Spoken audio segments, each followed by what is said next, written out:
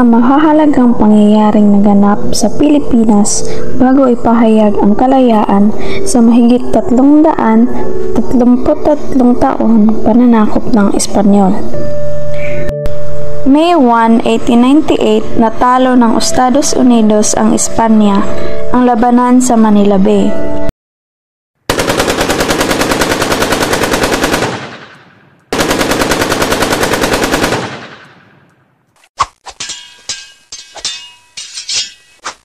Sa tulong ng mga Amerikano, nakabalik si Aguinaldo sa Pilipinas mula sa Hong Kong.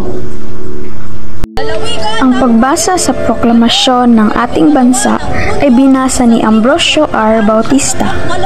Sa harap nyo, Don Ambrosio Rianzales Bautista, Auditor de Guerra at Commissioner na itinalaga upang ipahayag na ang tanging araw na ito ng pamahalaang diktadoryal ng Pilipinas.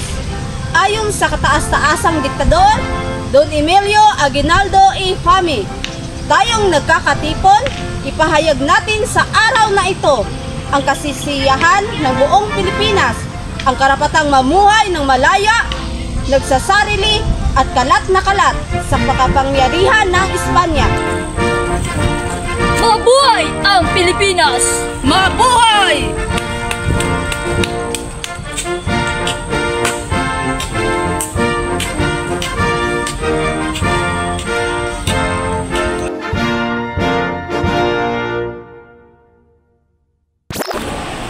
At yun ang sinabi.